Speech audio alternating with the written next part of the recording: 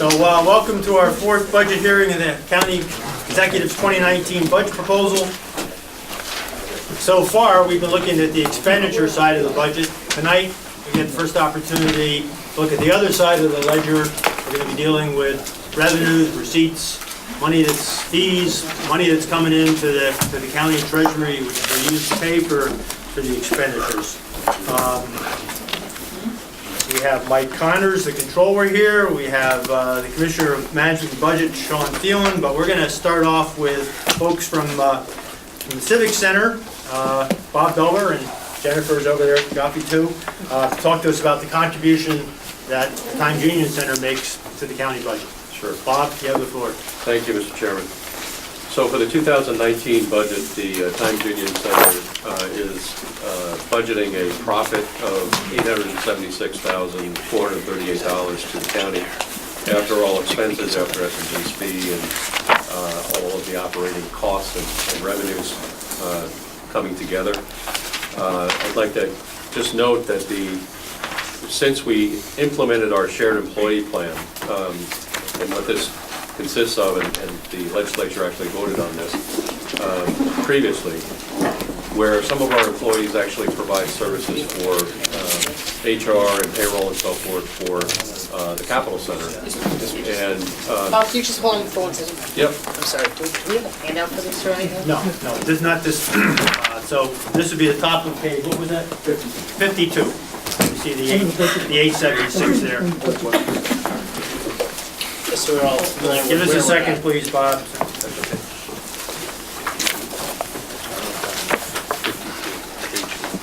So this is revenue on page 52. You'll see at the very top line item there,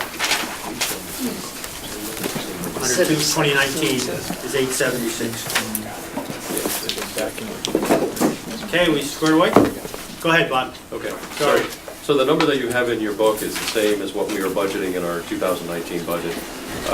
The one thing I do want to say is first of all, this year we're doing quite well. I believe that we're going to make our budget, if not beat it. And I think it's probably more likely that we'll beat our budget and have more profit for the county than what we had originally budgeted. So that's budgeted at 861 approximately. Correct. That's correct. And So how much better do you think you're going to be doing? it's hard to say right now.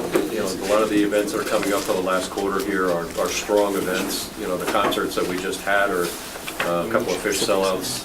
Justin Timberlake sold out. Metallica next Monday is sold out or close to it. And then as we go into November and December, we have strong events. But it all comes down. I'm sorry. If I could just interrupt you again while you're on that. Can you explain to us how the shows coming in affect the bottom line? Sure. One show versus another versus a type of different event, Sure. sports event or... Sure, it's a great question. So the concerts are the life of our budget. I mean, to say it any other way would be, untrue. Concerts make the most money for us. Having said that, the deals for the concerts and to get the shows in when there are so many buildings across the country and there are so limited number of tour dates, we have to play ball with the promoters, and a lot of times we have to put in our revenues into the pool and split it with the promoter and so forth. But the net results that we get from the concerts makes our budget at the end of the year. So the more concerts we bring in, the better the county's bottom line will be.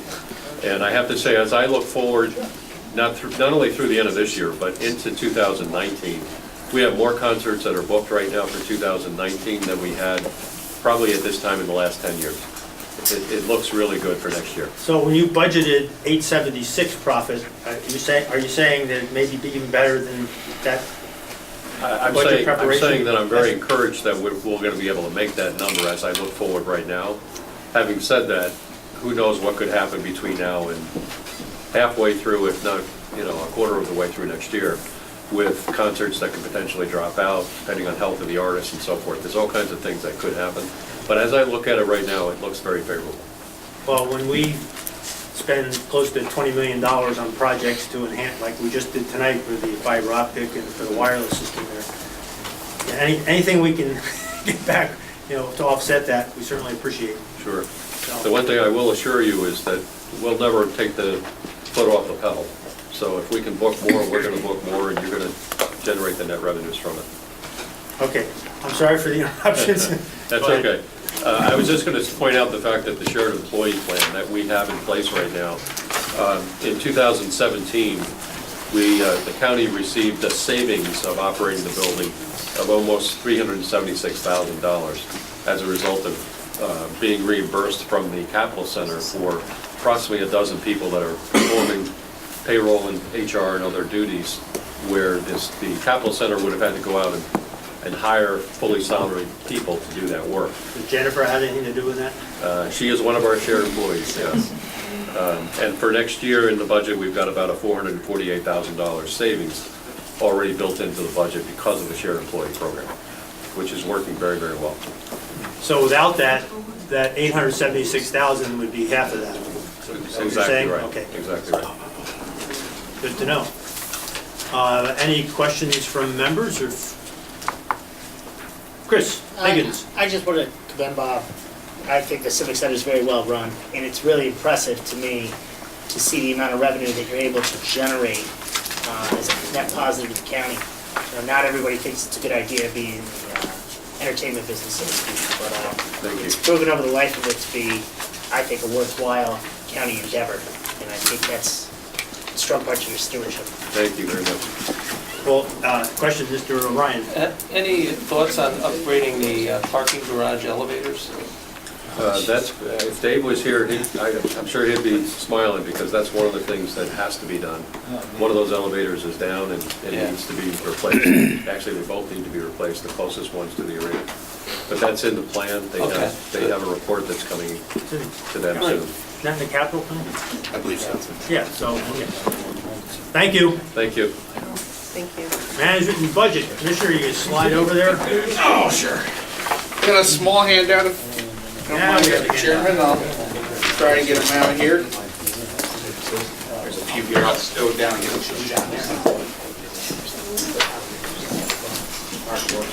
Okay, thanks. All right, here we go, handouts. All right, what page are we on? One in living color.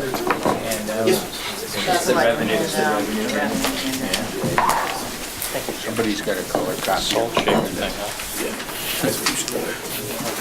You know.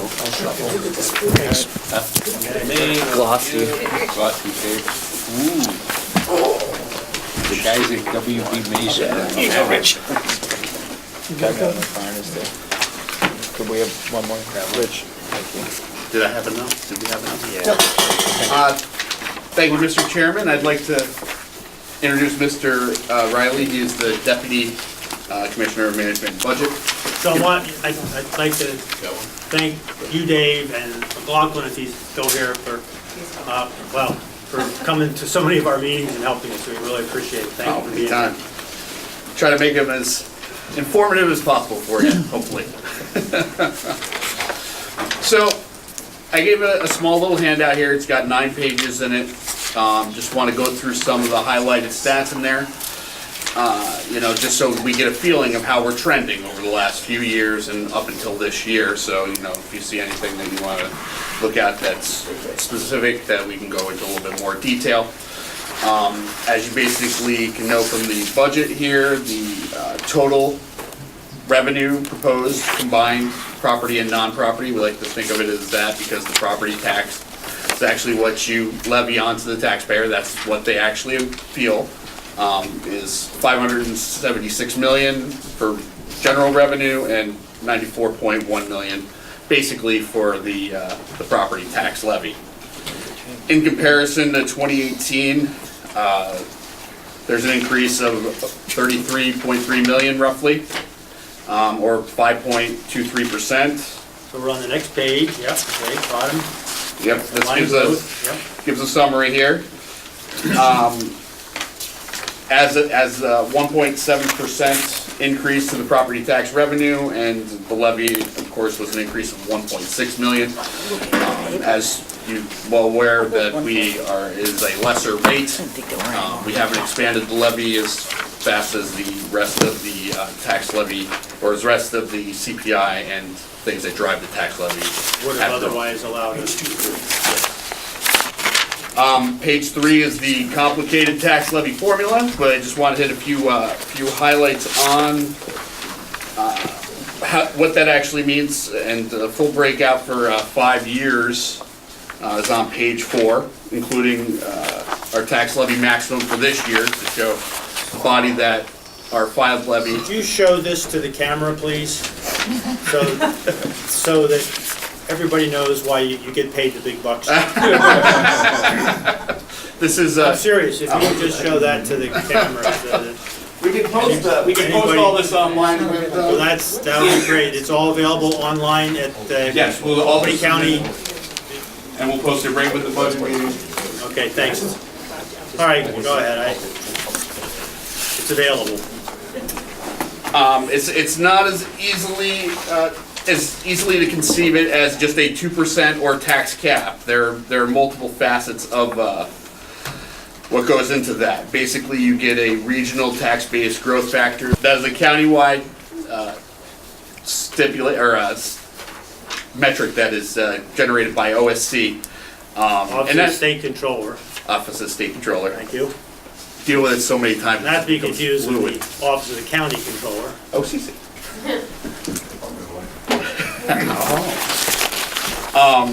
That increased from 0.65% to 0.83% for 2019.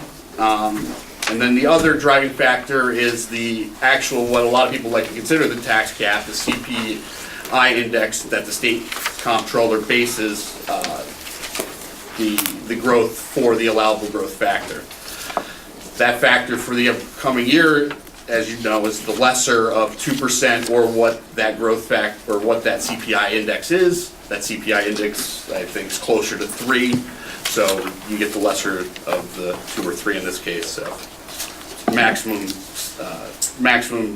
allowable levy growth factor, basically.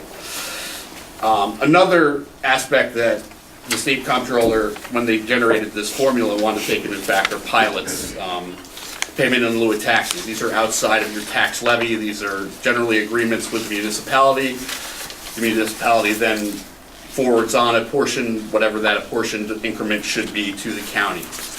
It basically takes it off the levy book, so to speak, because it's not, it's something on their tax roll. So it's given as an incentive for development. Yeah, basically, it's so you don't have to pay up front usually. It's recaptured, what otherwise would have been received in property taxes Yes. is recaptured in this payment in lieu of tax. Yes. Thank you.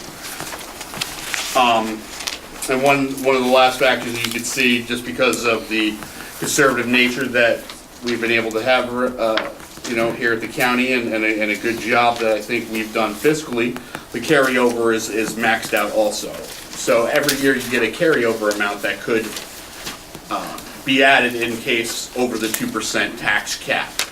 So it's about 1.4 million. It's pretty good. You lose it at the end of the year, but it continues to grow. It's the lesser of 0.15%, 1.5% of the levy, and your difference between your levy maximum.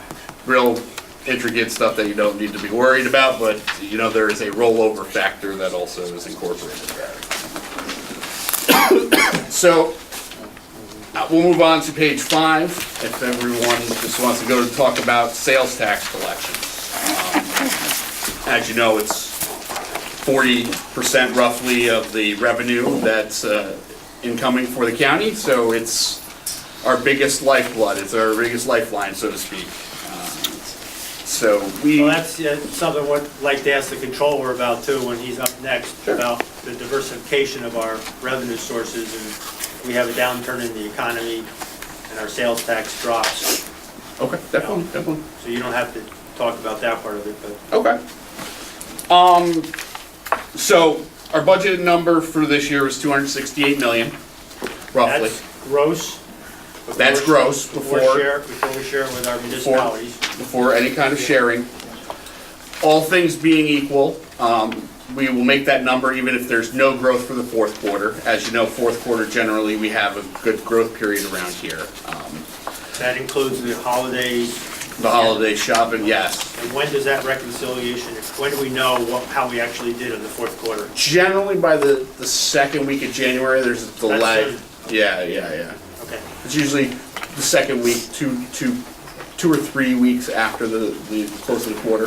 The state is pretty good on getting up to it and getting your money out to you for what they owe you on that regard. So where do you think, that you were saying on 2018, current year, we're gonna beat what you had projected? Or what If we all actually the- approved in the budget financial plan?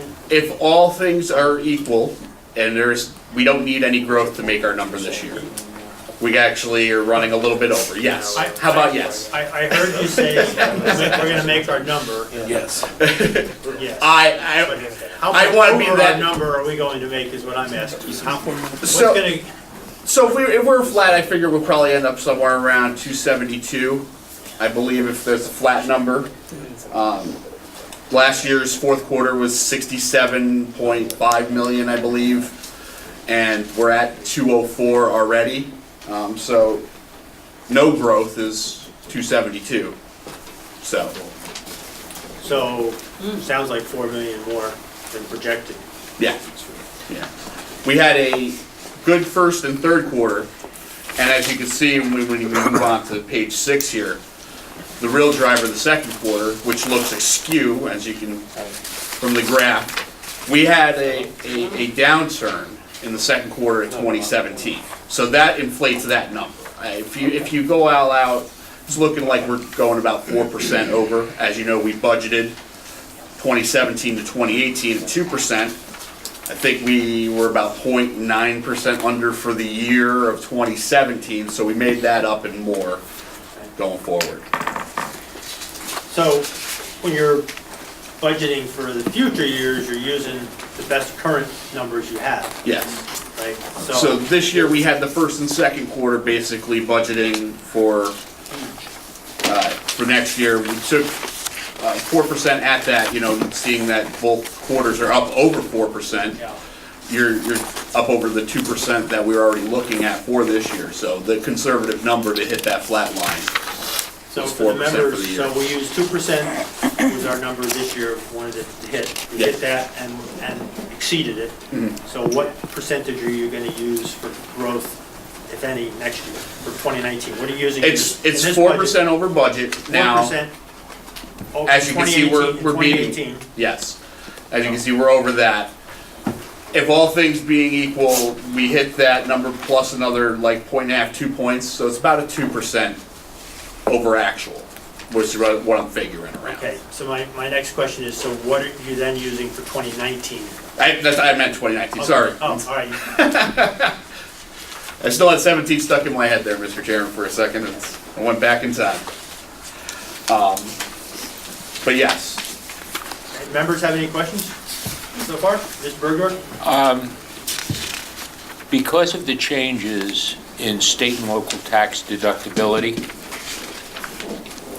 is everything we do based on an accrual basis, or were there any cash position changes of people prepaying taxes or Do you mean for real property taxes? on your or- municipal property taxes? Yeah. No, not that we've seen anything Or like people that. made certain purchases to get sales tax Well, deductibility? we do review the basic,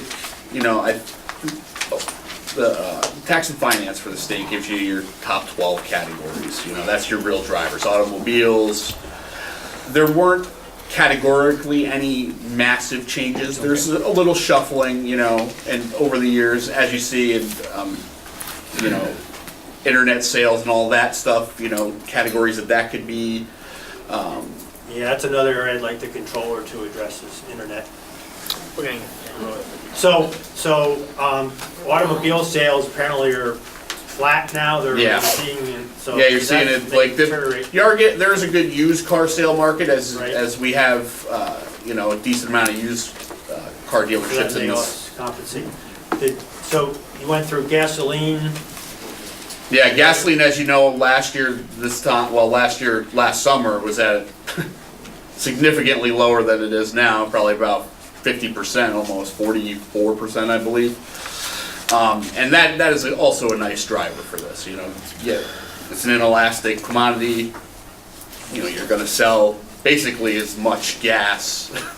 do you have any idea how much of our sales tax is generated from people who live outside of Albany County?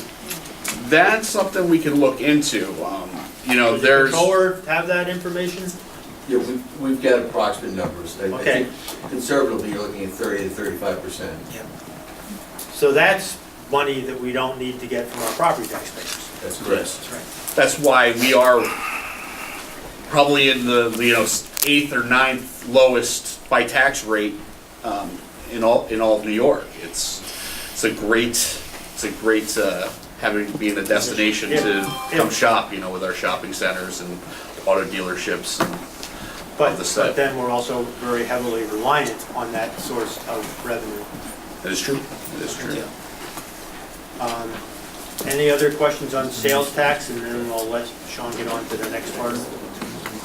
Okay, go ahead, Mr. Commissioner. All right. I think we can skip on until page 7 and 8 here. 7's just basically the summary out of your book, so as a baseline, and page 8 is a summary of changes. So we'll go through and I'll just hit the major categories. We're going to be going horizontally across, and I'll address the big change amounts as we go through that on page 8.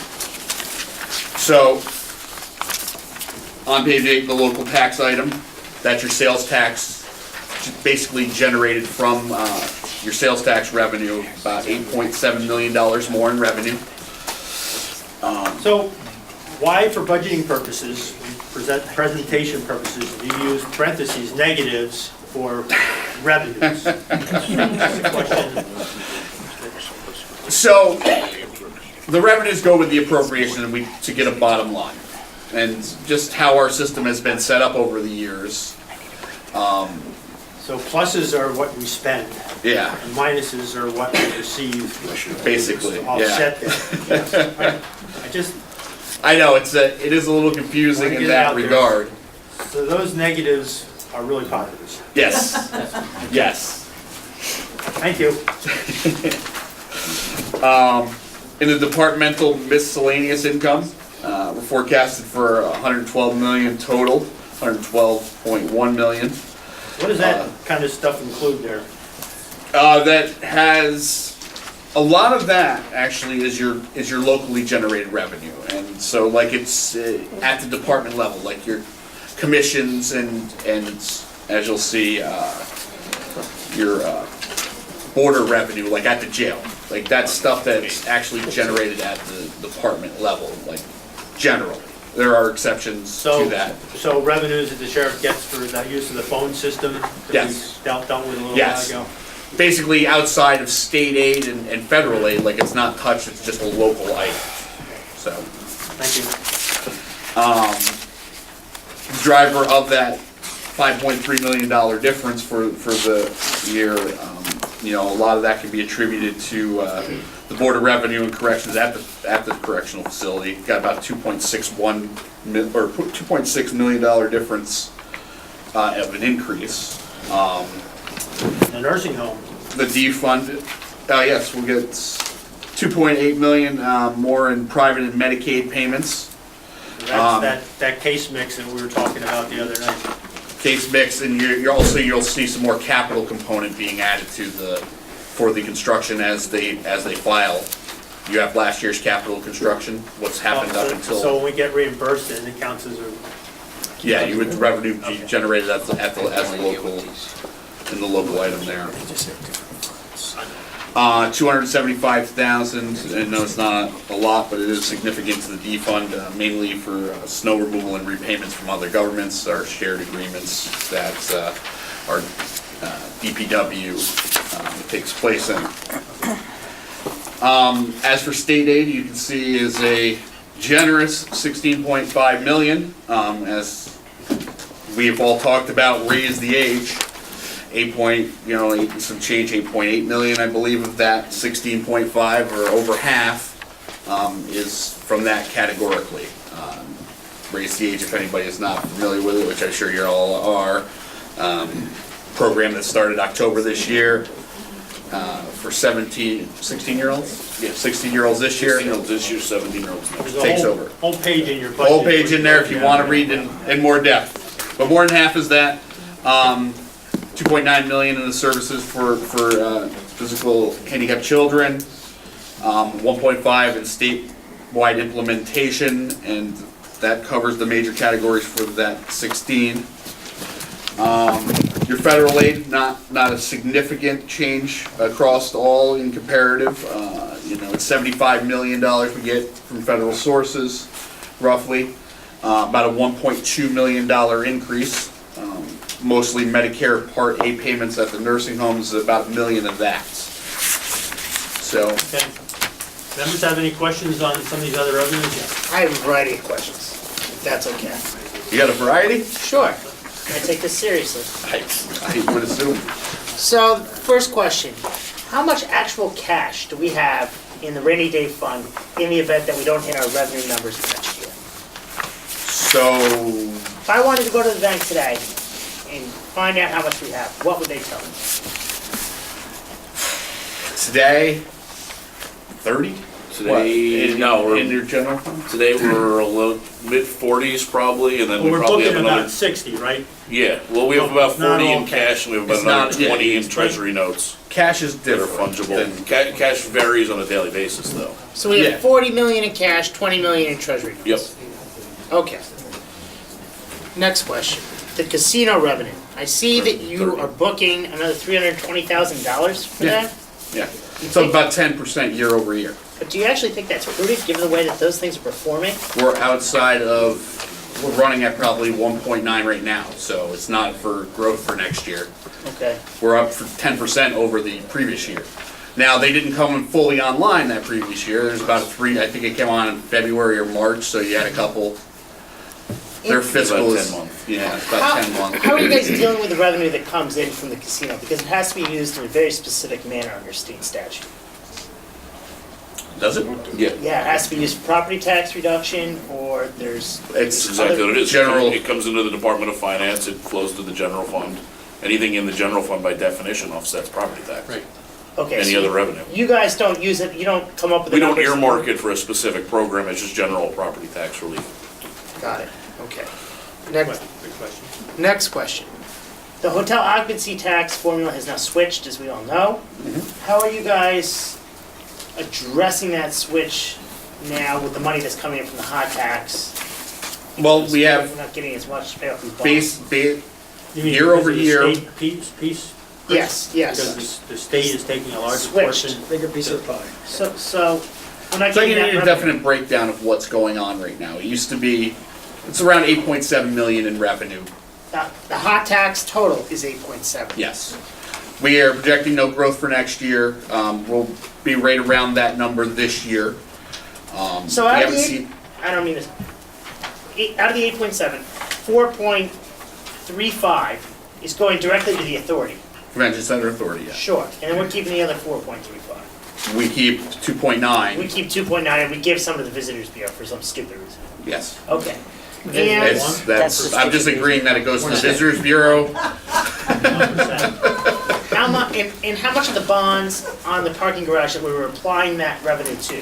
One more time if you could. How much, What's paying off debt?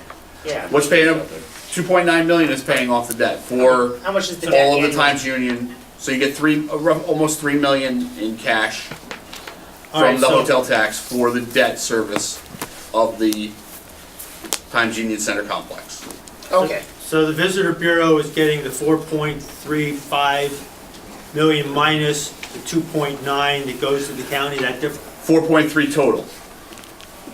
4.3 to them, 4.3 2.9 minus, to us. minus Minus 2.9. 2.9 coming to the county for debt service, Yep, and then the balance is what the Visitor Bureau gets. yeah, about 1.4, 1.5. And that gets you to the 1.35 million, Mr. Mendick, dollars. Got it. Anything else, Chris? Casino. Any other questions about The Chris's? casino money was the one I'm interested to know, is if you put it on at the very end to directly apply it. It's not property directly tax for, reduction. oh You yeah, guys put it in there and it's spread booked it around. for general fund revenue, which by definition is your shortfall. Sure, that's how you view it, that's not how I view it, that's all. Okay. You Mr. see where I'm going with Mendick, question, and then Mr. Miller. You mentioned that we get 2.9 that's going to the debt service.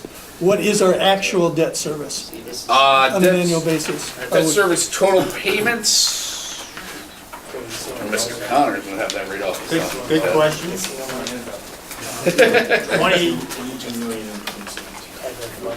32 million, 32.6. That's our debt for service? That's 2019? debt service payment, yeah. From the, For 2019. for 2019. It would- Countywide, Not just the arena. 29 million. that's countywide, not just the arena. Yeah, That's- I understand, but Where they're hotel, placing it used hotels are contributing Where they're 2.9 placing to it, that. can be used About 10, anywhere. it's a little under 10%. Gotcha. Does that technically meet the definition? of 29 million is what's, I like the way you, I like the idea of shaving it off the, and how much of that is bond anticipation notes? You got, I believe you you, sold the table. yeah. There's a table in by the back putting in that that fund, is that's where you can do nicely anything you want provided with it. by the Mr. Comptroller. And I believe we have settled all our bands into long-term obligations. So on page 334, Sean, maybe the chipper is forward. So the bottom table on page 334.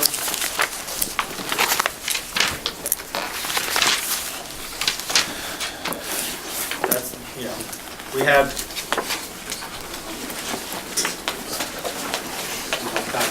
What's this here?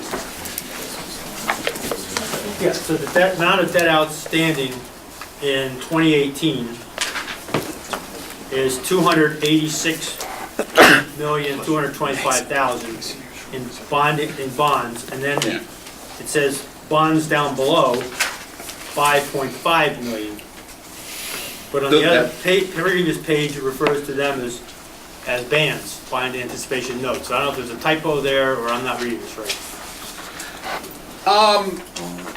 Let me get it full just to make sure it's not a typo. I thought we settled Page them all. 333 refers to that exact same number, 5,585,000.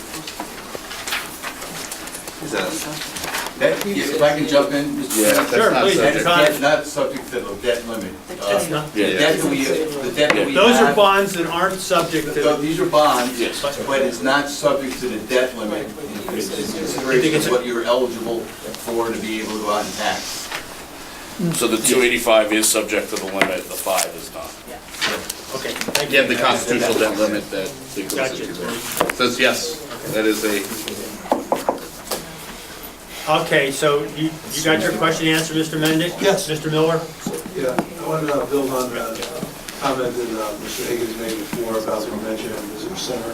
I received some correspondence recently that they changed their name from the Albany County Convention and Visitor Center, something else. Discover All. Yeah. And the seal that's on there is the City of Albany seal. Really? On the cover, and I was just a little concerned about it. That's an improvement before it was Columbia County.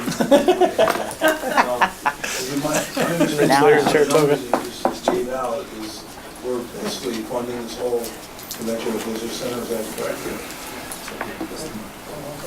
well, At least the bulk of it, maybe some. there's been Enough back for and a forth logo. on this, on how it was actually funded at the state level, and it was a direct appropriation, and then how that is being run into it. I believe their financial statements, do address that, and the fact that, what's that? It looked to me like most of the money comes from hotel tax, it might be some. They do get it 4.3 million It does, that's the line. into. 65% of their budget, I believe, comes That's from enough the for the right Albany County logo. hotel tax. Say yes.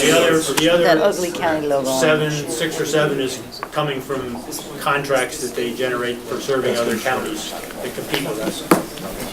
So how do they have the authority to change the name from the Albany County Visitor? We don't know. What's that, sir? The same way the Power Authority of the state of New York changed their name to NIPA. They just did it. Any other questions? Mr. Grimm? Thank you, Mr. Chairman. Just big picture, Sean. We're doing really well with sales tax. It goes from 268 to 279. That's one of the big drivers of revenue, 11 million according to projection. Yes.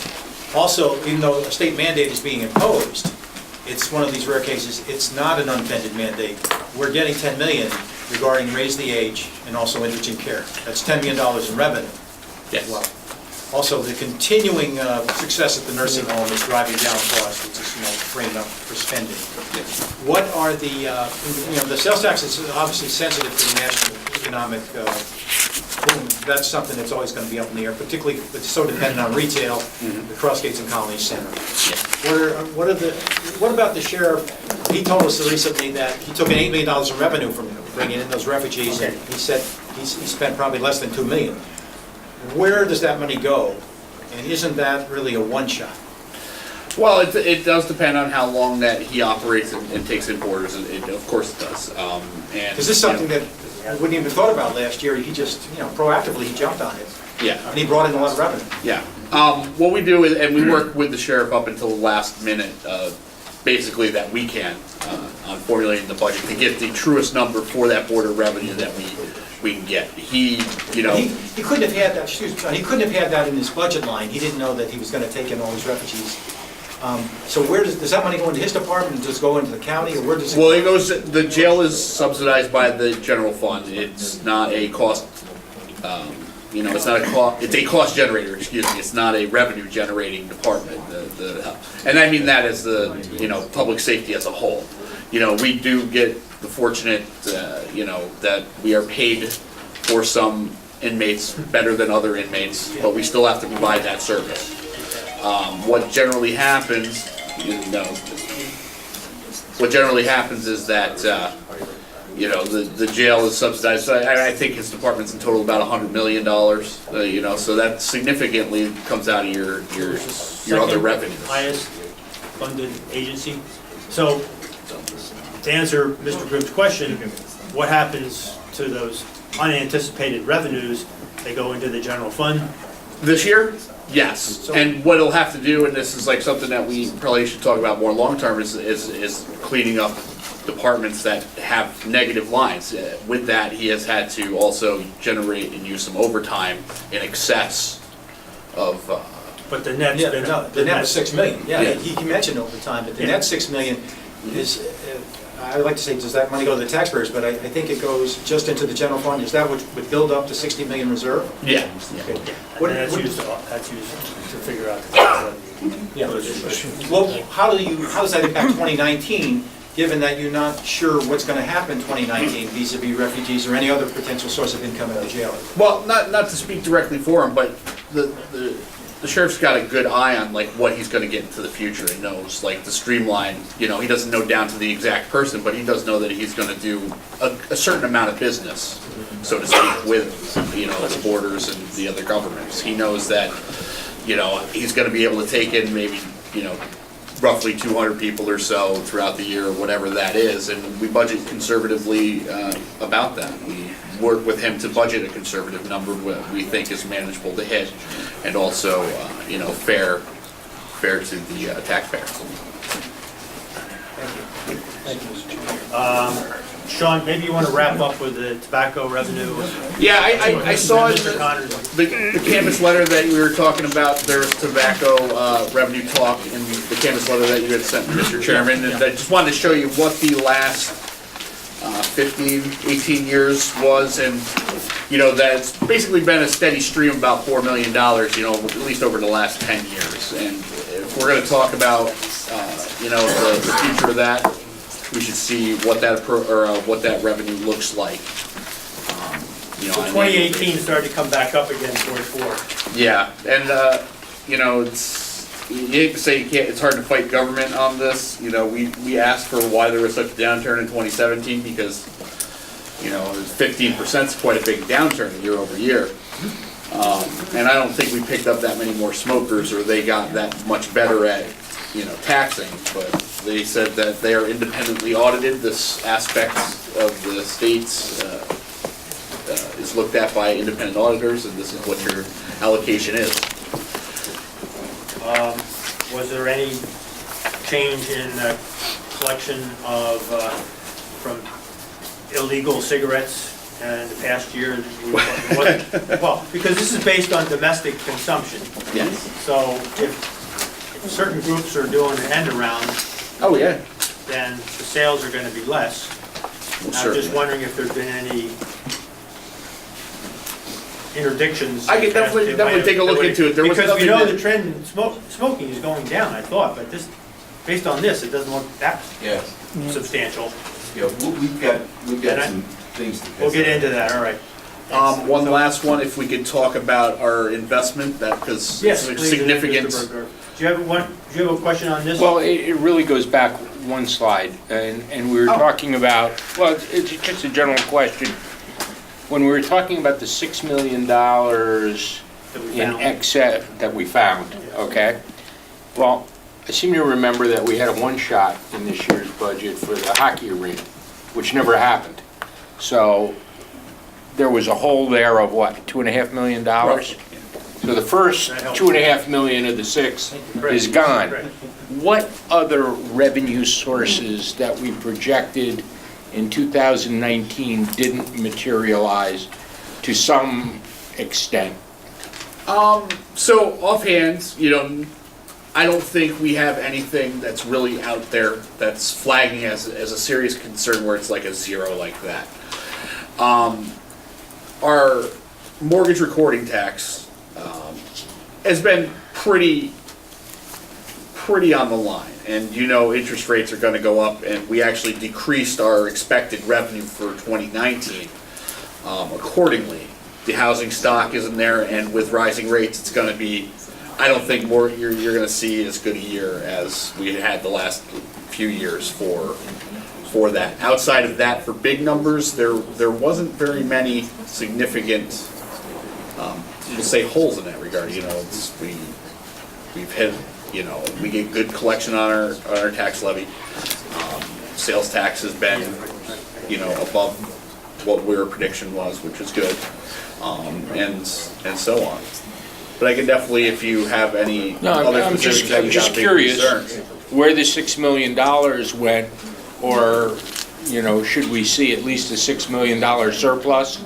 Or, now, we realize that 2.5 is the first hole you fill in. What other holes are there? So, and we have more as a long-term discussion of how that might be achievable. Definitely worth it. There is nothing of that magnitude that I can tell you offhand. Okay. Out of the, I think we got probably 800-900 different revenue lines. Right. That But are- is there anything substantial Not that. that sticks out? No, okay. All Okay. right, Sean, you want to talk about the investments? Yes. Dave? If Dave could, he's more the hands-on with this. He monitors our cash flows. So in 2017, we took in approximately 40, hold on. Where are you, Dave? Mostly I'm working off of a sheet in my hand. But, hold on. So yeah, 2017, we had about $41,000 in interest made on our money market accounts. Thanks to a rising interest rate environment, as well as your body passing a new investment policy, we're on track to make just shy of $400,000 this year. That's with about 6 months worth of investing. Third week of May, we went out and bought about $50 million worth of treasury bills, laddered it out over a course of about 5 months. Some of those have matured, have been rolled over partially or in full due to different cash Did flow. you say requirements. 50 million? Yes, Okay, that's what we had much available cash at on that point in the year. hand. Okay. And to your earlier question about cash flows, it's very cyclical as our year goes on. The beginning of the year, before our tax levy is received, is the lowest point of the year. We will have nothing out in investments at that point of the year. That's part of why we try to maximize as long of a term yield as we can. But we have years of forecast. We know pretty much week by week how our cash flows are going to look every year. Along with certain factors put onto them for growth over years, like accommodating union agreements and non-union raises, things along those lines.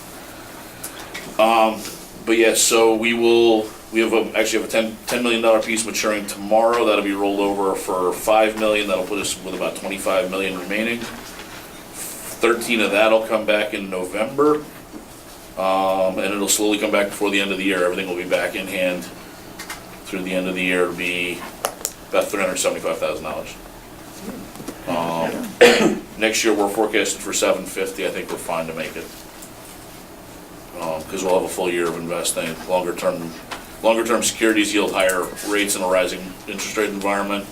We're predicting the Fed to probably do one more rate increase this year, Federal Open Market Committee, and probably 2 25 basis point increases next year. Money making money. Good. Mr. Bergdorf. When you talk about laddering, what kind of terms are you talking about, over how long? So this is strictly with Treasury notes. As you guys know from reviewing the investment policy, we're pretty restricted by the state comptroller what we can invest in. We cannot invest in anything that risks our principal to get the taxpayers' money. So this was literally going out in just different monthly maturities. We had everything from a 30-day to a five-month was what we initially went out with. Is that the longest you can go, 5 months, or could you go We didn't longer? have an investment policy in place before May, so that was the longest I could go in 2018. In So now would- 2019, I'll be able to do either 9 or 10 month, Okay. starting in February, so that'll get us even better. What's the difference in rates right now between a 5-month and a 10-month? For a 30 or 10 month, I don't know offhand. Roughly, you're looking at about a 205 right now for a 30-day annualized.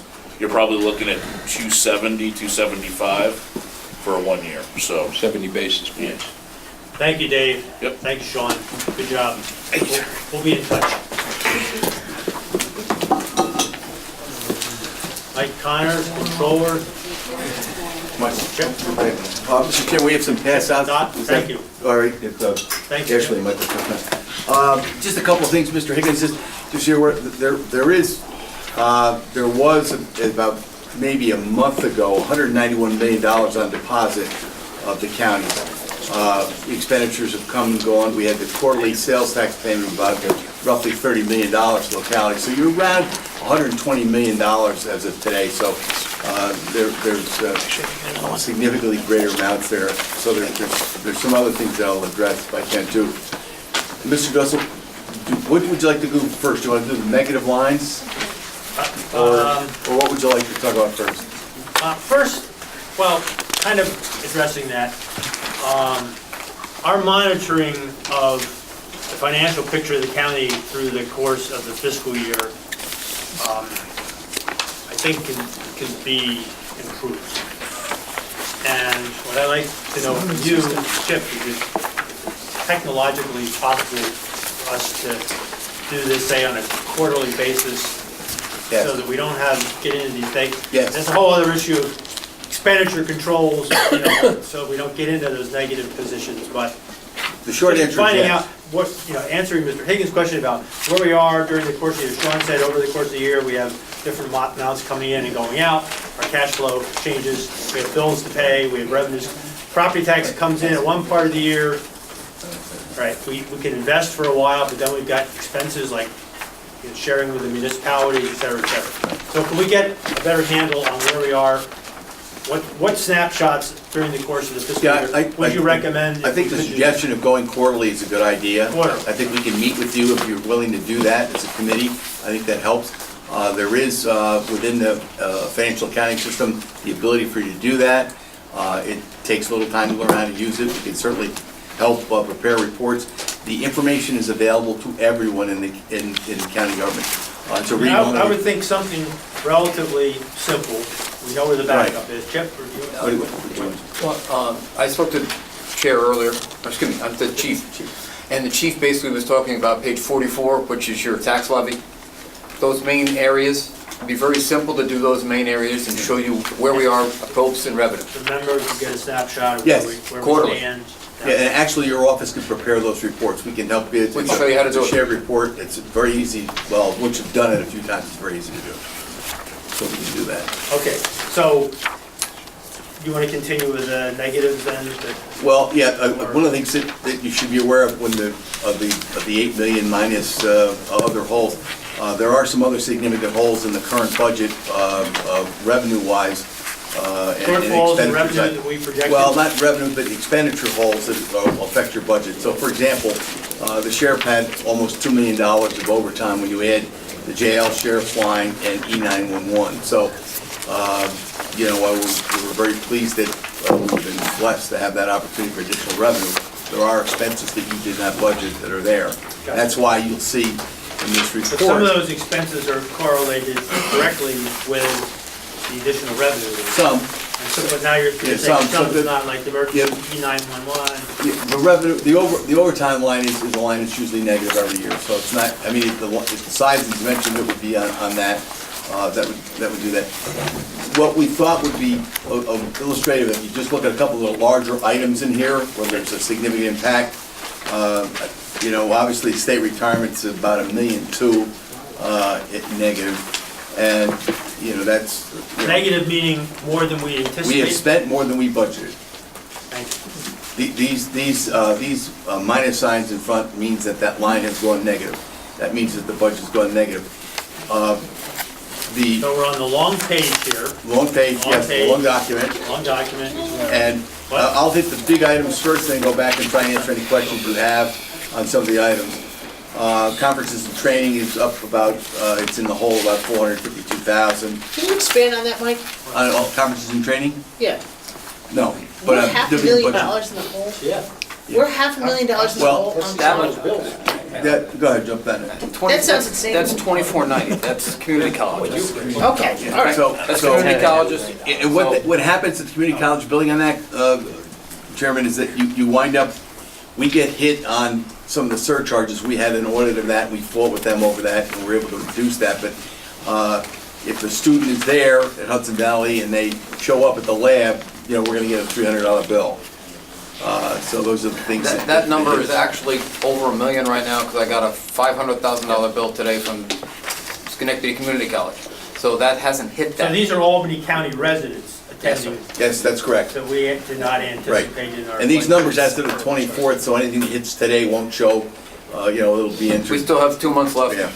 We All right, subsidize. it's good to know, but from the challenge of budgeting standpoint, we would need, you know, over the last 5 years, it's been, this is an aberration.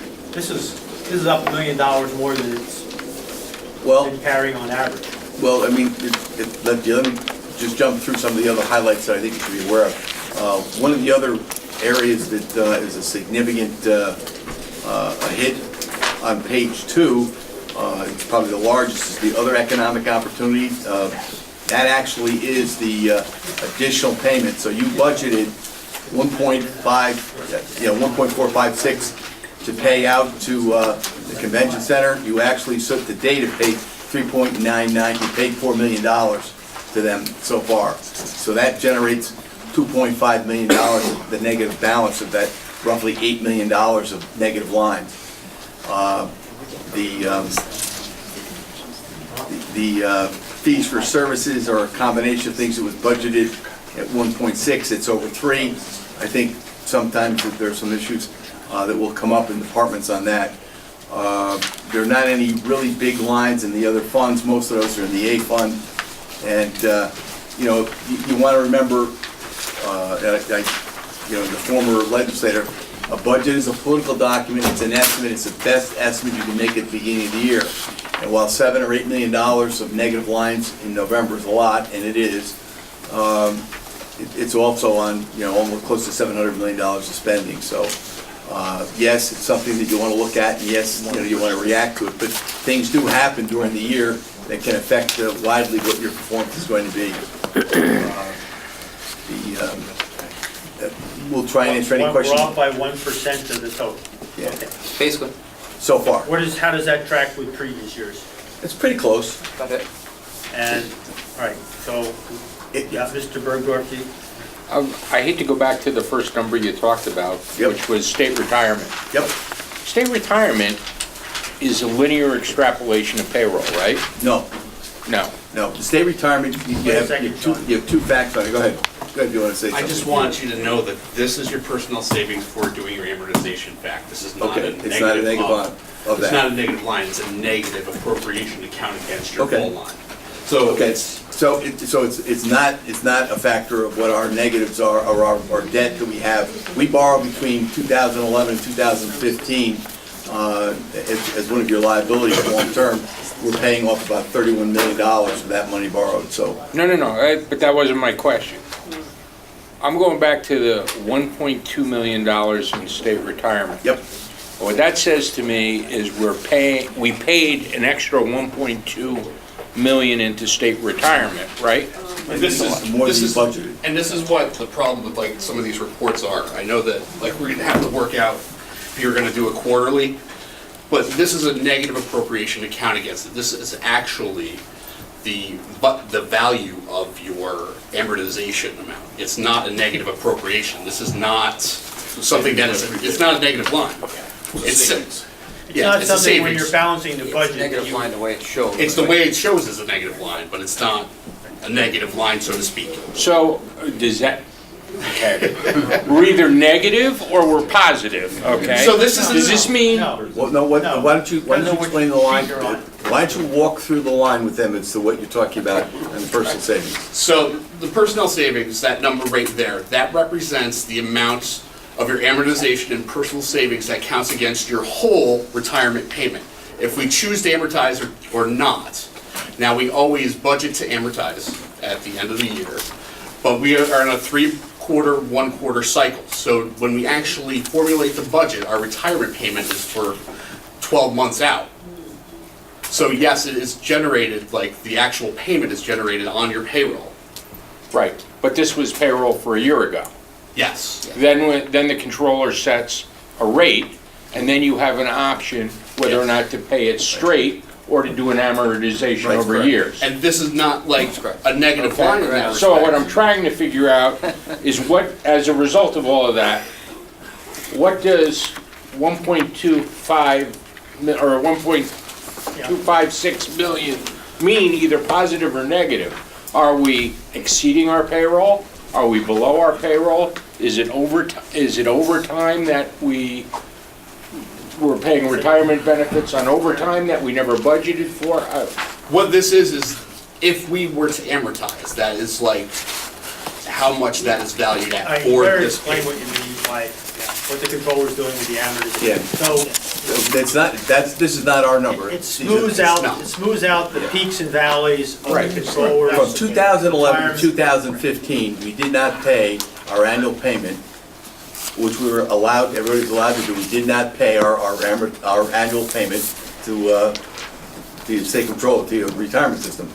As a result of that, we built up roughly, and still have remaining roughly $31 million that we're paying IOU. a portion of, the IOUs, we're paying a portion of that at about 3 to 3.5%, and we'll have that, I think, paid by 2024? 6-7 more years. 20, yeah, something like that, Okay. 2024, So- 2025, So yeah. what would have been the cash hit in that, due to the stock market debacle in 2008 through 10, we're still paying that off That's correct, now. that's correct. That is correct. And this figure should be sort of linear until 2024, when we're done amortizing, and then it should Yeah. go closer down. You'll go down the last year budget. because you'll be through, because you'll be paying. Okay, that's where, I Right. think that's what I was You'll be retired. trying to figure out. along the way. Right, right. You're right. And, Okay, and let's again, move on to the, any questions on that report? let's move on to, let's talk about, sales tax, internet, all right? I've given you the floor here. Well, the first decision that passed in the Supreme Court on internet sales tax and the taxability was a favorable one for all of us. There'll be some issues in New York state law to have it actually collected. As you know, eBay and a few others have been able to find their way out of having to pay that, so. there will Before the be- internet, we had this question Right. of Nexus. There were a Yep. lot of mail order places. Yep. And, Like and, LL and Bean. yeah, and Amazon was bundling for people, so out of the $51 billion that they had in sales, half of that was actually sales they did for third parties where no one collected, and Amazon doesn't collect in New York State.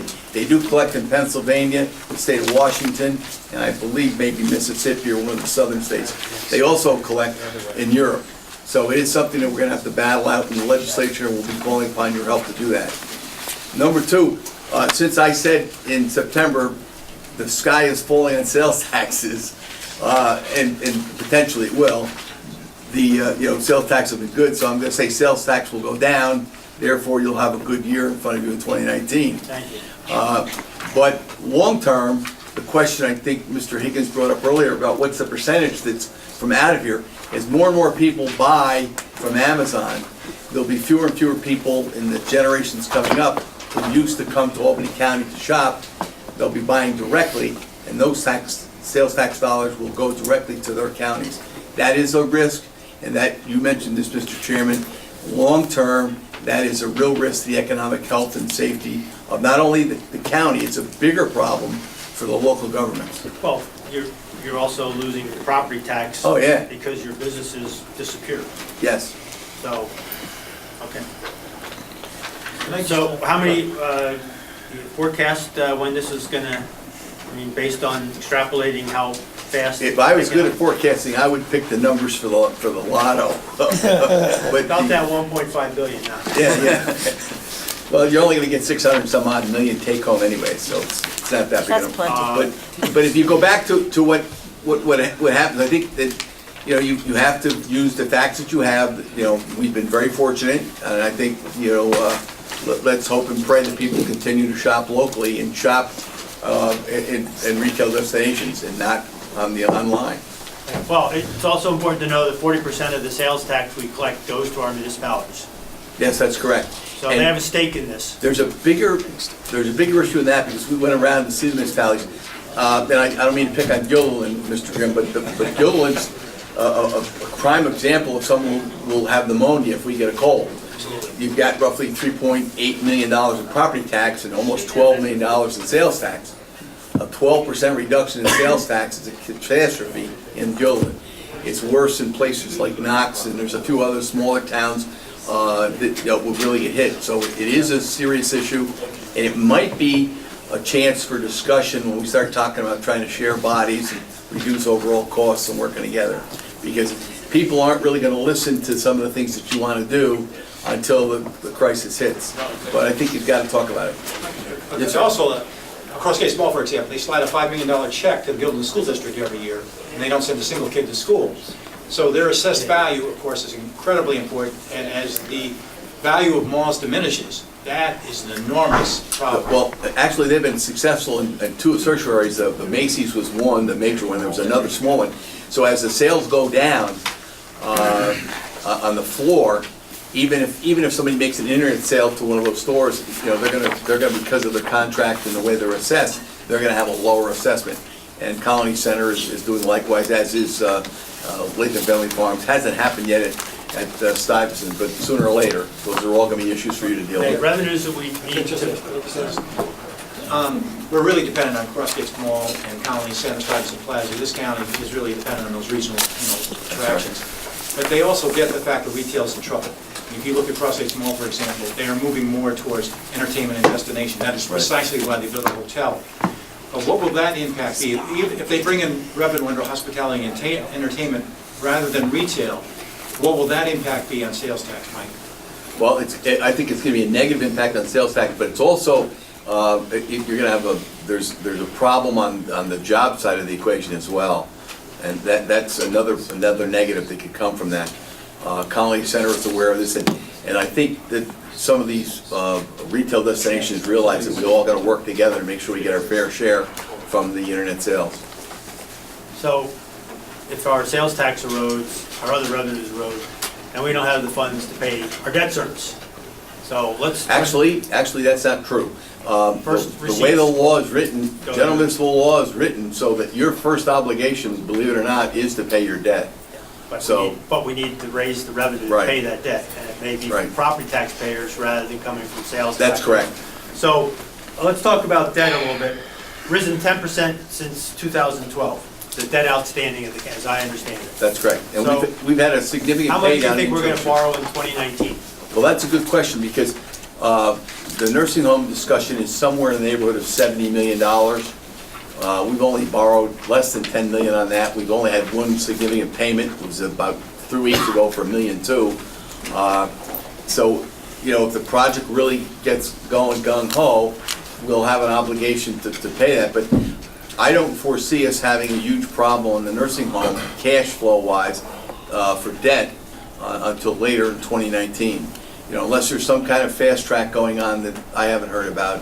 I don't think, I see your real problem on borrowing. You're gonna have to The go. interest rates are going up. Yeah. I mean, the good, we may And have more interest in our. The downside is you can't borrow money in advance hoping that you're gonna spend it 3 years from now, because you run into an arbitrage rule problem. So that can be, you can't borrow money before you need it.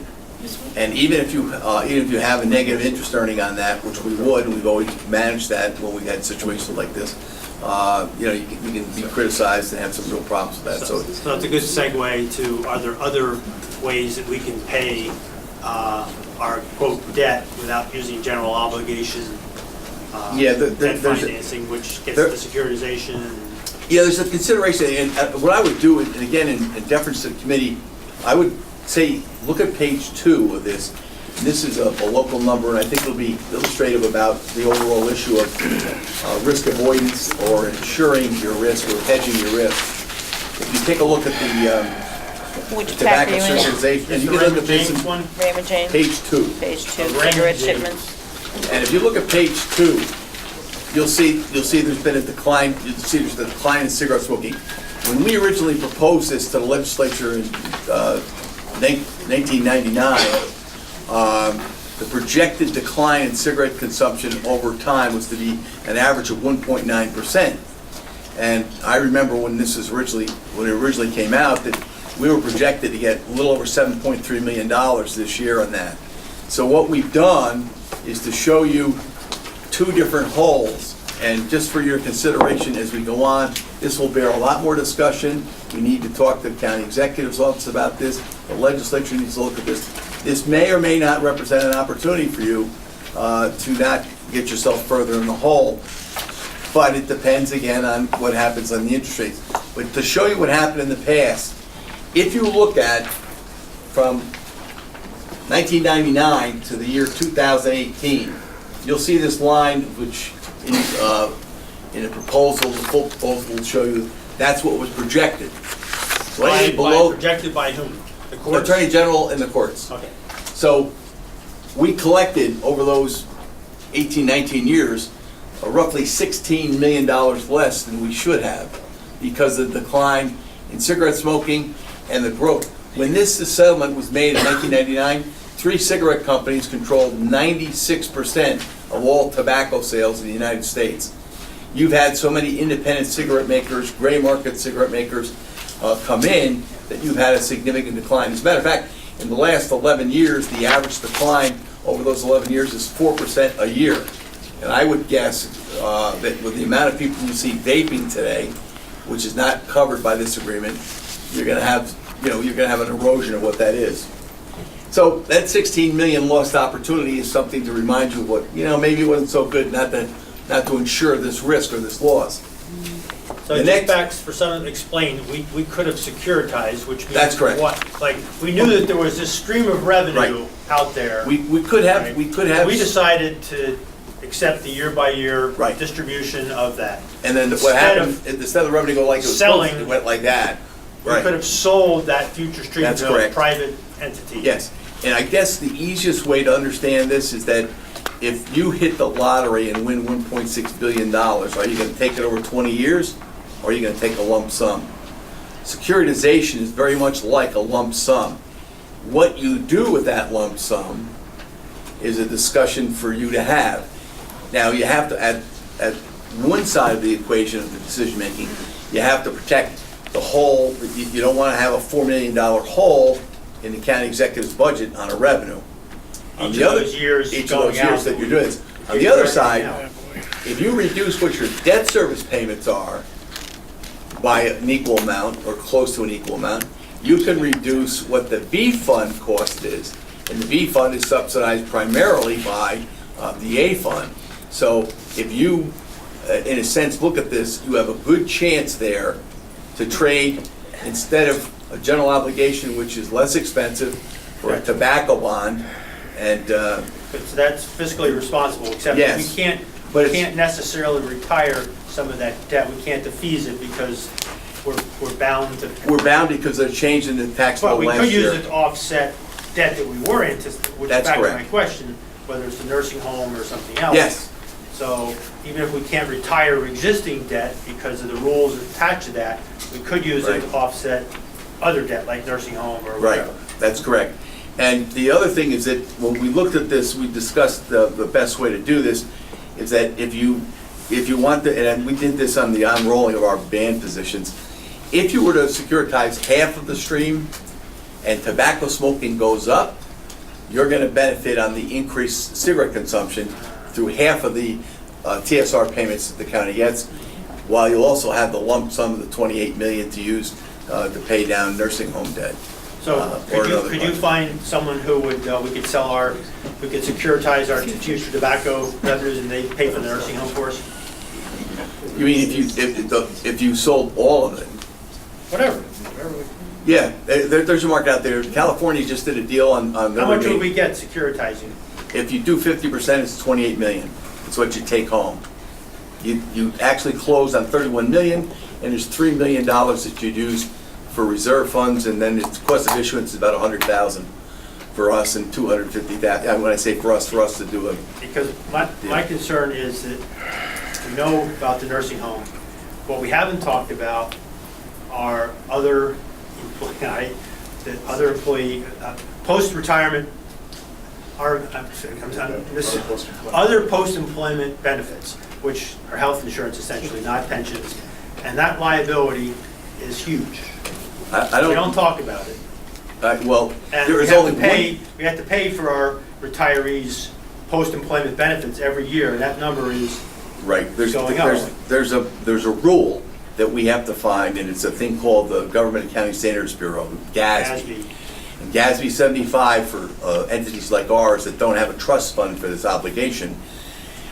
We were able to pay to have our liability measured every 2 years. So we go out, bring an actuary in, and we were able to do it. Well, the law changes so that next year we have to do it every year. So you no longer have the 2 years. So that's one change.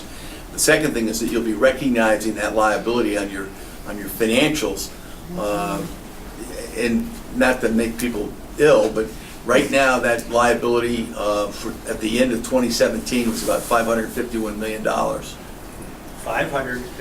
That's correct. That shows as a negative, but we don't have to pay that every year. That's correct. There is only one organization in the United States that actually pays that, and that's the post office, and that's the only reason they're really showing a negative budget. Everybody else looks at this, it goes to the back of page 9 of the notes, and nobody really looks at it. Tell us about the trust. Way about my debt, Well, but it doesn't work that if you way. put a trust together, you can start to prepay what the obligation is to put money towards that. So our securitization could go toward You could prepay. do that. That's consideration.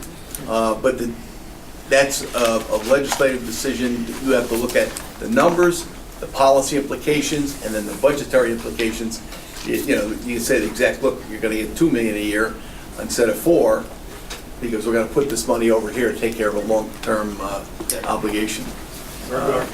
So I'm sorry I'm full of good news here tonight. No, it's just. I got a couple of strategic questions. Sure. Do we have an FA? Yes. What's an FA? Financial advisor. Even I knew that one. Are they on retainer or they are per transaction, annual retainer? They have a bid, they win the bid, they get paid per transaction. So they only get paid if we sell bonds. Okay, but who is doing the evaluation for us on an ongoing basis? I assume our bonds are competitive? We sell all our bonds competitively. Okay, so you don't have an underwriter who comes Except, to you with excuse me, an exception to that would be when the when the pure waters purification system takes money, the zero interest money, that is a negotiated deal. That's not a bid deal. We don't control that, so. Okay, Those kind of, all right. but the rest of it is competitively bid. So if we have an FA, is there someone who is doing an ongoing analysis for us on all our bonded indebtedness and coming to us and saying, if we retire this one and we reissue this one, these you've already pre-funded once, you can't do it twice under the arbitrary, The new changes in the tax the new ordinance. changes in the tax rates. Is there anybody who is systematically looking at our indebtedness portfolio He's to sitting give at the us end of the ideas table. for refunding? Yes, Sitting at the yeah, end of the the answer to that is yes, and you voted, if you've been here the last couple of years, you voted on several occasions for us to do defeasance of restructuring our debt. So the FA and our office does go over this more than an annual basis to look at what we have available. The problem we face today is our debt is all callable in 10 years that's out there. We cannot defease that or do an advanced refunding. That's no longer legal. That was the thing we All right. complained about. Are there any new strategies that we could initiate because all of a sudden we have there's interest that we can get for our investments? I mean, if all of a sudden we're getting 2% interest, but yet we're borrowing at 4.5% on a non-taxable rate, or I don't know what the... Triple tax exempt. Yeah, I don't know what the... That's what we borrow at. Yeah, well, what's the going rate for 10-year The last bonds? thing we did was under 3. Under 3. Coupons were 5. We got, to make it more complicated, we got $11 million premium payment, so they couponed it out Okay, at 5. but there's still Our net interest cost was under 3. I'm just But wondering... it's gonna go up. That's the The problem. spread is going to become bigger. Yes, because the issue is the percentage of what your cost of the interest is on your budget is going to grow significantly, because you're going from an environment where for about 6 years, we were averaging somewhere 70 basis points a year for that. Now that you're at over 2.25, if that goes to 3, you're talking about, a 40% increase in your interest cost on that. That's why delaying a capital project you have to do is not a good idea, because what you're doing is you're increasing your principal, not at all, but you're increasing your interest cost by 40%. Okay, we're getting close to wrapping I'm up, sir. sorry. I'd just like to ask any non-members if you have any questions. Mr. Minority Leader, no? Any questions from members of the committee to wrap up? Grim, last question? Mike, $60 million fund balance surplus, is that the right number? Or, No. given that it's sitting there, we're not able to make a lot of money on, given state restrictions on how we invest our money, could that money, for example, be better used on paying down some debt, or should it be larger? Can you opine on the $60 million surplus? Yeah, 60 million is too low. And then that's a total fund balance, by the way. You can't spend the 60 million. Because it's reserves. You can't spend reserve dollars. Some of it is, right. Yeah, How much of it is cash that we could actually? Well, that This is cash Mr. doesn't Mendick's matter. And perennial Again, question. one of the things we want to encourage people is to look at, there is a read-only ability to look at what cash there is on hand. I'll give you an example. We borrowed $15 million because you guys wanted us to on tax anticipation notes about 5 years ago, 4 years ago, whatever it was.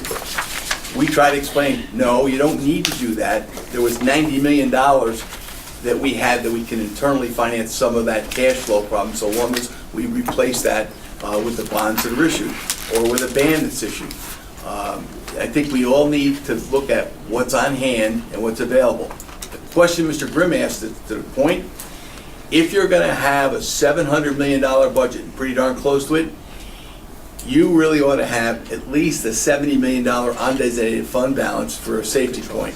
Because when things do go bad, they go badly quickly. That's the state controller's advice, right? Yeah. Right. Yeah, and Rating by the way, agencies. because everybody says, oh, the number's huge, if you look at the town's percentages in our county are significantly higher as a percentage than ours is. But our dollar amount is large because we have a large budget. So you're saying we do comply with that? You said we had... No, I said it's not enough. You said we had more than 60 million. We need to have... That's a fund balance, undesignated fund. Unappropriated, Think of the undesignated surplus number that you're looking at. You should have a surplus of, I believe, 10% of what you got. And the question is, how much is that? What do we have? 70. We have 70. No, you should have 70 as an undesignated fund balance. You got 40. I know all right, but how much do we have? 40. Oh. Thank you. Not But 60, you can't, not but 60. again, just so you understand, your payroll is over $2 million a week. You have a weekly share of almost $2 million for Medicaid. You need that cash to manage, to make your payments. So you don't have money available to go spend somewhere. 20 or is set invest. aside, 40, what is it again? 40 is undesignated, Yeah, roughly, yes. and 20 is Yep, committed. I'll send you exact Committed. numbers tomorrow morning, but, So, yeah, we but need it's a not plan. 60 to We 60. need a plan, your advice is we need a plan to get to 70. Yes, And that 70 has to be undesignated, that's correct. not tied up. In my belief, yes, and because if it happens, just for the sake of argument, and I hate to do this, but Just suppose that you had a 10% reduction in what your sales tax revenues were. And think about what that means to you in 1 year. You're talking about $16 million in 1 year. So you think, having $30 or $40 million on designated fund balance is a lot. It's not. And please, Well, compared to a few years ago when it was close to zero. right. I think our trajectory is good. No, The question is, it was almost at the 50. state has never funded this rainy day fund. No. So They'll just pass more prudently expenses to set us. aside a portion each year. That would make sense. Yeah. We'll talk about it. But thank you very much for No, coming, thank you Chip, for the too. time, Thank you appreciate very it. And by much. the way, when you do want to look at, those reports and scripting reports, get majority, minority, and the chairman of the legislature together, we'll sit down and show you how you write the report. We'll give you the report, it can't report, you can run it yourself. So this is something we can, You can do, you have the capacity to do. You might want to add a staff member, but you have the capacity to do it. And you have the permissions to do it as well, thank you. right? Thank you. Thank you, committee chairman, thank you. Let's adjourn.